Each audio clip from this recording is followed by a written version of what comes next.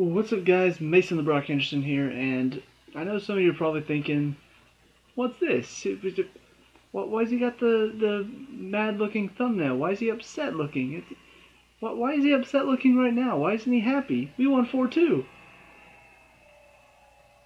Yeah, great, we won 4-2, but think about that. We won 4-2. 4-2.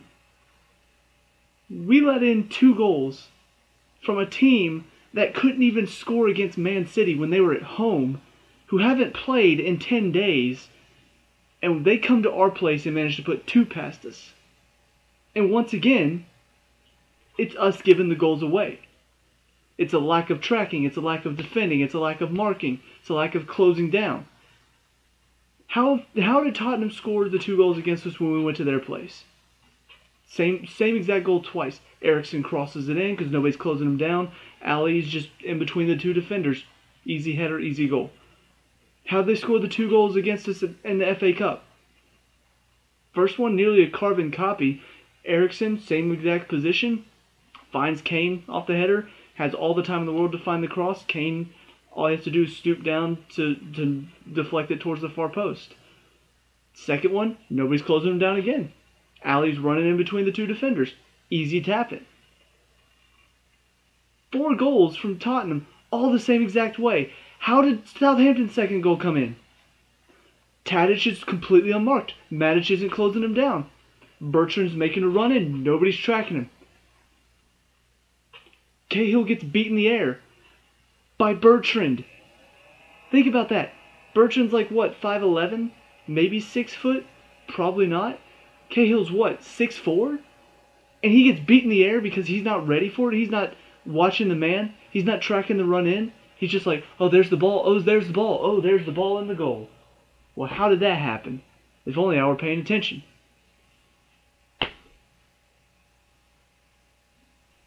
And the first one, did we forget how to defend corners between Saturday and today?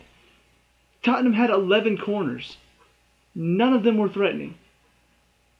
One ended up going to Ericsson on the far side, delivered in the cross for the first goal. The only one that was at all dangerous. The rest of them, nothing. 11 corners, no goals directly from a corner. Southampton had, 5 corners, scored 1, looked dangerous on every other one after that. Nearly scored on the very next one, 5 minutes later. And what it is very simple. David Luiz is terrible now. Cahill comes in the side instead of Ake. And there's your problem. That's about it. Matic is also contributing to it as well. But those 2 in defense, plus Matic is one of your defensive midfielders, is killing us. We've let in 2 goals, 4 out of the past 5 games. We let in 2 against Crystal Palace, 1 against Bournemouth, 2 against Man U, 2 against Tottenham, and now 2 today against Southampton. It's ridiculous. I don't care that we won 4-2. We gave away 2 goals. We go to Everton next week or this weekend. That's not going to cut it. Lukaku's in really good form. Most of their team is in really good form. We're not going to go put 4 in their place. But if we let 2 in, I can guarantee you that's going to be a win for Everton. And this second game in a row in the league where we let the goals in. It's not like Southampton did some incredible, ooh, look at that incredible piece of work. The 2 Tottenham goals in the FA Cup, those were well worked.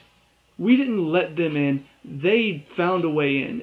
Obviously, like I said, there was a lack of tracking, a lack of closing down.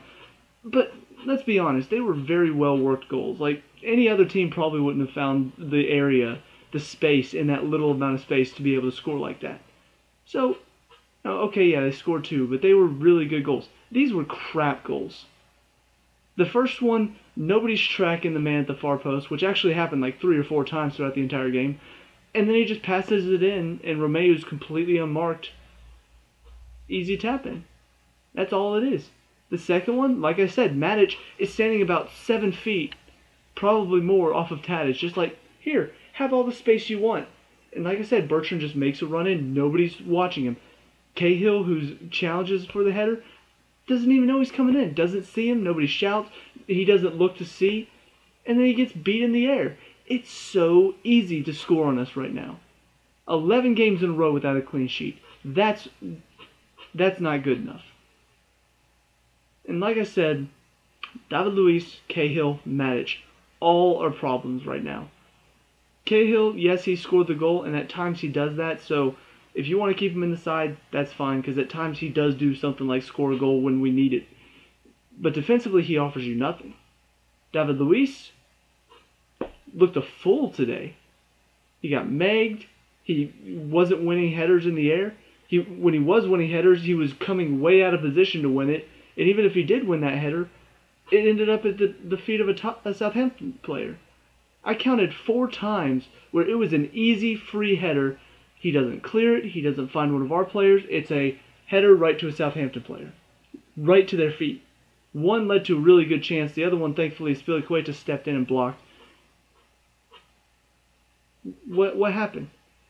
Now, has he been terrible over the past few games? No, but there have been problems. I talked about those problems. Honestly, when I heard that he got man of the match in the FA Cup, I was shocked. And I heard it was his birthday, and I was less shocked. But seriously, I mean, he wasn't terrible, but he definitely had some issues. He got pulled out of position a lot. He went in some silly challenges and gave away some silly free kicks. Today was like that times 2. A ton of silly challenges, a ton of times where he's pulled out of position. And on top of that, he doesn't work to get back into position. He comes flying out, misses the header. I'm just going to jog back. That's Mikel. That is Mikel in a nutshell. That's why I hated whenever Mikel was on the field, because that's what he'd do. He'd go into a stupid challenge, get beat, and then jog back. As a defender, that's not allowed. As a defensive midfielder, if you've got other people in the midfield that can help you out, if you've got a good defense that can help you out, it goes unnoticed for the most part. As a defender, you look like an idiot. And honestly, that's the David Luiz that we sold. That's the one that we were excited to get rid of, especially for a high price, because he had issues. He had these issues. When he came back, we were like, oh no, here come the issues, and they weren't there. So I'm like, oh, he got over them. They're back again. For some reason, he's back to the same old David Luiz. Stupid challenges, pulled out of position. Why is he out there?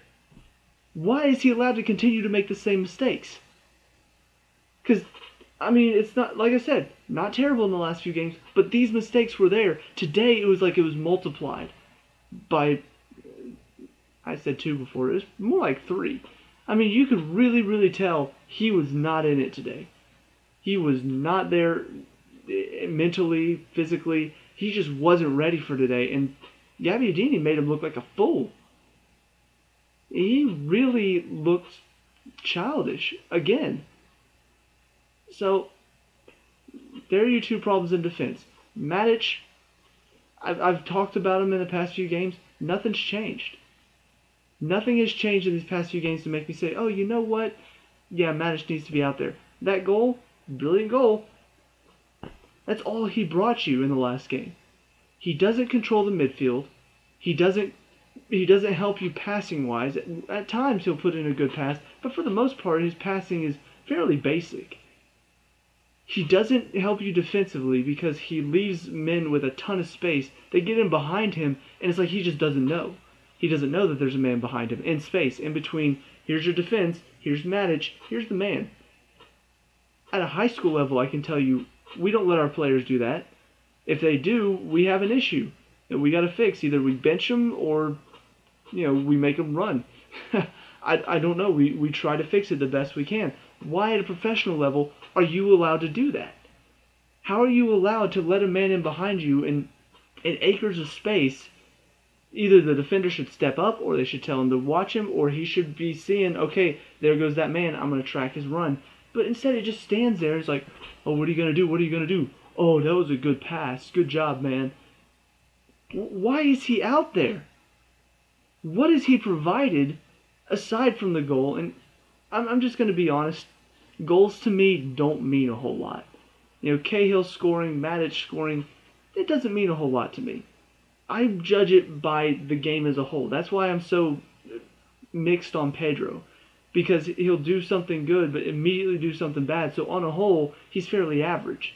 Because when he scores a goal, it's like he's not involved for the next 20 minutes of the game.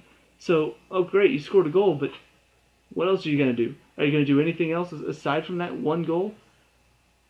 So, great, he scored a brilliant goal. What did he do the rest of the game? What did he do today? Nothing. And it's killing us. I'm watching Courtois' face after the second goal goes in. I know exactly how he feels. Because I felt that way my senior year of high school. I was like one of 2 players on the team that were actually players. Everybody else wasn't. You know, they were either first-time players or they were average players that probably would have been bench players if some of the seniors in my class hadn't gotten kicked off the team. And so that was the face I had pretty much the entire year. Whenever a goal would go in, because they weren't good enough, that was my face. The same face Courtois made. That it's just like, why am I here? Why am I on this team?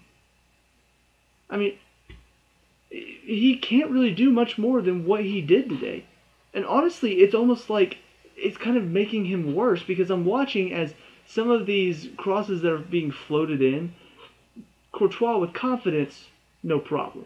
He's up, he's above everybody, mine, get out of here. Courtois now, because this defense is killing him with these easy tap-in goals, these easy-headed goals. I mean, honestly, he's been struggling because they're leaving him exposed. They're not helping him at all. And that confidence is gone from him.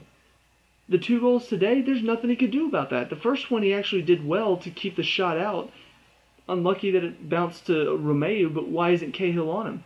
Why is Cahill letting him have a whole 2 yards of space inside the box? The second one, there's not anything he can do for that. That's a cross in to an easy man to pick out because nobody's tracking him. I hate it for him. And you can see from the look on his face, from the times where he should have caught it, instead he's punching it away because he's nervous, he doesn't have control back there. And it's because this defense is letting him down time and time again. They're not tracking, they're not helping him, they're not closing down men, they're not stopping these easy crosses. It's killing him. And I hate it because, would you want to be on a team like that? If you were a keeper and your defense was not helping you at all, would you want to be on a team like that? Probably not. And that's why all the talk last year was he was going to Real Madrid, because the defense was killing him. They're doing it again. It's frustrating. It's Queta. There's only so much he can do. He's working his ass off, just trying as hard as he can to win the ball back, to stop them from getting any chances. But he's only one man on one side of the field. He can't run all the way over to Cahill's side and say, okay, I got you covered, go be terrible somewhere else. No, he's got to stay on his one man. He can't mark everybody else. I feel terrible for him. I feel terrible for Conte. He has to work so hard in the midfield to try to keep it away from our defense, because he knows if they get back there to David Luiz and to Cahill, they're going to have a chance on goal, because that's how bad our defense is right now. I feel terrible for him because he's working his ass off game after game after game. He brought us back into this game. Our defense said, oh crap, we don't know what to do anymore, guys. We don't know what to do. And he said, all right, I got this. And just picked the game up by the scruff of the neck and brought us back into it. Put together a good passing move that brought back our momentum at the end of the half. Hazard, Costa, today were incredible. And I feel terrible for them because they have to be on top of their game, because if they were not, if they were having an off game today, 2 goals in, if Costa were in the form that he were in a few games ago where he just was not involved at all, if that Costa were here today, those 2 goals wouldn't have gone in. It'd be 2-2. Never mind the fact that Hazard was brilliant. Never mind the fact that Fabregas was brilliant. Never mind the fact that Conte was brilliant. No, none of that matters if one of those 4 guys are ever having an off day and they're not able to put in a goal.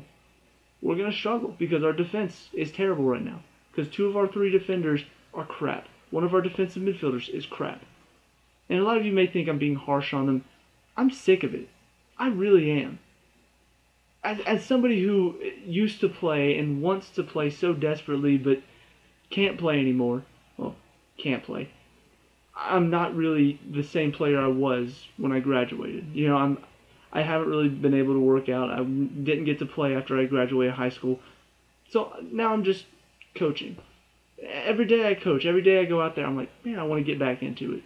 But I know it's going to be a hard road, and I don't really have the time to really try to get back into it right now. I want so desperately to go out there and play, and to watch these professionals who get paid to do this make the same damn mistakes over and over and over again. I'm fed up with it. So if you wonder why I'm being harsh, if you wonder why I'm a little bit more frustrated than I probably should be considering we won 4-2, that's why. It's because we gave up 2 silly, cheap goals because we got players who don't know what they're doing. And the fact that they continue to start pisses me off. I'm not going to blame Conte for it because, he's just going with the lineup that he knows, that he's been using most of the season. But at some point, you do have to look at it and say, you know what? These guys aren't cutting it. Some of these guys are making mistakes that are inexcusable. At some point, you have to say, let somebody else get a chance. When Ake manages to keep Harry Kane quiet for the 20 minutes that Harry Kane was on his side, when he manages to keep Dele Alli relatively quiet the 30 minutes that he was on his side, he deserves to play. Now I get, okay, first game back, and he played the full 90 minutes just 3 days ago. I kind of understand not playing him, but still, at the same time, you kind of think, well, why not? He's young. Maybe give him a run out. Maybe do what you've been doing with Aspilicueta and Moses. Just reverse it. So just, I don't know, just something. But that's not, the David Luiz, the Cahill mistakes, the Nemanja Matic mistakes, they're not good enough. That's not what I expect out of our champions side. If we're going to be champions of this league, I want to go out with a bang. I want to go out saying, this is why we're champions. Right now, I'm not seeing it. I'm seeing these crap mistakes. I'm seeing these crap goals given up. I see 11 games without a clean sheet. Yeah, we'll be champions, but we narrowly eked it out. We let, a 13-point gap turn into a 4-point gap because we couldn't hold on. Because we were lazy in a couple games. Because we made mistakes and gave away silly goals in a few games. So, we do have an easy schedule near the end of the season, so hopefully we can see, if we can see off Everton with maybe a tie, and if we can see off, I think the other maybe difficult one will be West Brom away. If we can see off those 2 games, pretty good chance we're going to win the league. And if Tottenham manages to slip up at one point, which they have a very difficult schedule, good chance we'll win the league. But I don't want it to be, we narrowly eked it out. I want it to be like, no, we finished these last 5 games, we dominated, we showed why we won the league this season. Because of performances like what we saw in the last 5 games. Not, you remember those performances like at the beginning of the year when we went on a 13-game winning streak? Yeah, that's why we won the league. Yeah, the performances near the end of the year were just whatever. I don't want to see that. I don't want to see us drop off. So, that's about it on my rant for the frustration. Let's move on to the good stuff because there are a lot of good things. Like I said, Spilicueta did as much as he could today. When you've got to cover for a defender who gets pulled out of position all the time, and whenever you've got to mark a guy like Buffon, who very quick on his feet, very quick on the turn as well, and gets up a whole lot. Moses isn't really helping track him back that much either. Yeah, he has a difficult task, and he did as much as he could today. Moses, while he doesn't track back as well, was definitely a bit more on today. Still want to see a little bit more from him as far as the end product goes. Too many times the ball goes out to him, and it feels like he either slows it down or his cross is just straight to a defender and out of bounds. So I would like to see a bit better in his end product, but his work was a lot more, focused today compared to the Man U game where he was just uninvolved entirely. So good to see that he's kind of back to what I expect out of him. No, wait. Yeah, the Man U game. That's what I was thinking of. Anyway. Conte, I mean, like I said, we were looking very, very, very dangerous at one point. I think it was about 35 minutes into the game in the first half. We were looking on our heels. We were looking like, oh no, Southampton's going to get another goal. They're going to put another one in on us. And then just all of a sudden, it was this one moment where Conte beats a guy to the ball. He flicks it up over his head and then takes it down, and it's his ball. The guy's not getting it back. Quick 1-2 with Fabregas. Dribbles in some guys. Ball across. Very dangerous ball. I think it went out for... Or no. It went across, and then Alonso, back in off of Costa or something like that, and just wide. I don't remember how it ended, but I just remember that moment. And then all of a sudden, the next 5 minutes were just pressure, pressure, pressure from us. And that's what he can do. That's why he won the Player of the Year award. A lot of people were saying, oh, but Hazard with his assists and his goals. Yeah, he's an incredible player, but it's because he has the freedom to roam. It's because he doesn't have to do a whole lot defensively. And it's because generally we have a lot of the ball because Conte is there to win it back. He's there to sort of control that midfield so Hazard can have the freedom to be the incredible player he can be. So I think he really showed today why he won that award. Pretty much more than we have seen in the past few games. Fabregas, solid. I think probably not his natural position. Honestly, you can see a lot of the times he wants to drop in and make it more like a 3 midfield, but he generally is asked to push up, I think, to become part of the front 3. But I do think he's more of a midfielder. I don't think he's that player that can play quickly up there like Pedro can. But for what it's worth, I mean, he set up the first goal with a great ball in behind to Costa.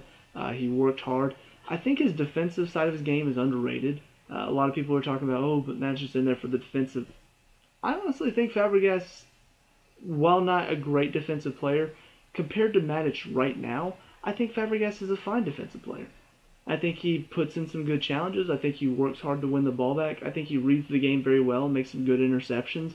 So I don't know why he's not given more of a chance whenever Matic doesn't read the game well, lets passes in behind, leaves guys unmarked, doesn't close down the ball. There's just one moment that kind of stuck out to me to sort of show kind of how I feel about this. There's a moment where ball goes out to the top of the box. Nobody closes it down. Matic is one of the last ones to step out, and I think it ended up deflecting off of him to go out. And it's not because he put himself in the way, it's because it was right at him, and it hits him and goes out for a corner. There's another moment where stuff is going on in the box. I can't remember exactly what was happening. Matic was involved, though, and it's like he should have been there, but he wasn't. Ball pops out to the top of the box, looking dangerous. Shot comes in. Fabregas is throwing his body in the way and blocks it, which leads to an almost counterattack. I'm just like, there's your difference. The passion to put your body in the way is the passion I don't see from Matic or David Luiz right now. That's Fabregas' passion. He's not the fastest player in the world, but you know what? He wants that ball. Conte wants that ball. That's why he has it all the time. Because he wants to win it. Sorry, I got pulled back into the rant. So, anyway, Fabregas, I think, deserves to start over Matic, my personal opinion. Alonso I didn't really talk a whole lot about in the rant, but he is kind of an issue when it comes to the defensive side of his game, mainly because there are too many times where he's not out quick enough. He's not one of our worst defenders, he's not as bad as David Luiz or Cahill, but there are times where he leaves the guy wide open, or the guy out wide, he should be stepping to close down a lot quicker, but instead he's kind of slow to get out there so the guy has plenty of time to line up a cross. Attacking-wise, he does get up and help quite a bit, but at the same time, there are too many times where it feels like his ball is misguided and all of a sudden he's helping them set up a counterattack because of a bad pass. So I don't know, he has a lot of issues in his game that I think need ironed out. Either that or give somebody else a chance, but he is kind of a problem player. He's just not as big of a problem, mainly because he's that wide. But he does need to fix some of those problems. Hazard and Costa, I'm kind of going to loop them together because both of them were in incredible form today, and they both benefit from it. I've talked about this in my Man U review. One of the problems Hazard had, even though Herrera was marking him very tightly, I didn't think that was enough. I don't think Herrera really marked him out of the game. I honestly think his help up top in Costa and Pedro kind of marked him out of the game. You know, when you're one-on-one with a player and you're Hazard, you look at that and say, give me the ball. But the problem is, whenever he get the ball, Herrera's on him, he's looking for an outlet, and there's not one. Costa's standing behind the defender. He's trying to punch Rojo in the face. Pedro's on the far side of the field just hanging out, doing something else. So I really look at that and I think he's a great player, but he can't do it by himself. You know, that's why you look at Messi. He can dribble a defense by himself. Okay, that's Messi. This is Hazard. He can dribble a couple players, but he can't dribble the entire team, although he has a couple times. But I'm saying, especially whenever you get to some of these Premier League defenses that will rough you up, they'll knock you over, they'll kick you, he kind of needs somebody there to be an outlet. He needs to be able to lay it off. He needs to be able to say, okay, here's my help, lay it off, turn and spin, or pretend that he's about to lay it off so they have to try to intercept that, and then he beats them. But whenever you don't have a striker that's helping you out, or whenever the other attacking mid isn't helping you out, it's kind of isolated. So the fact that Fabregas was doing well today and Costa was in great form, they just work so well off of each other. Costa's second goal, the fourth goal overall, exactly what I mean by that. I mean, just quick interchange between him and Hazard, then back to Pedro and back to him, and then he just finds the corner. That's what should be happening between those front three. That's what works so well with those front three. But whenever you've got Hazard's doing all the work and Costa's just kind of hanging out, trying to pick fights with the defense, that's why he didn't score in the past 5 games. Today he worked. He was ready. He actually fought to win the ball, not just fighting to fight. Hazard still in great form, still showing exactly why he was also in the running for PFA Player of the Year. I mean, those two just really, really showed their class today. And if it weren't for them, like I said, it was 4-2. We let in 2 goals, but Hazard and Costa made sure we had those 4 goals. They were the reasons why we were constantly threatening up top. So, all in all, I am very frustrated. I am frustrated with the defensive side of our game. But I'm glad that there are moments of bright spots. There are moments of greatness coming out of Conte and Hazard and Costa and Fabregas. Those moments are keeping us in the running for the champions right now. That's kind of why we're up there. But going forward, like I said, Everton, they're going to be difficult. They're in good. Ooh. Sorry, saw something crawling. It's a cockroach. I don't like things just coming out of nowhere. Anyway, Everton, good form right now. They're going to be difficult to beat at their place. West Brom at their place, going to be difficult. Middlesbrough, probably not. They aren't really scoring a whole lot. And then Watford, Sunderland don't really have a whole lot to play for. And all 3 of those games are at home, so there's a good chance that we'll pretty much sweep those. So, I mean, really, Everton and West Brom are our stumbling blocks right now. So we need to make sure that they aren't. We need to make sure that we're ready. And it's all up to Conte from here. It's all up to what is he going to do? What is he going to do to fix these problems? What is he going to do to fix the problems that we're letting in goals? So that's about it for my review. Obviously, if you disagree, let me know. But if you agree with me, let me know too, because it'd be nice to know if other people are seeing the same problems I am. But yeah, let me know what you guys thought on the game today. Who's your man of the match? We can discuss it and talk all that stuff. Leave a like and subscribe for future Chelsea reviews. I'll see you at the next one. Peace out.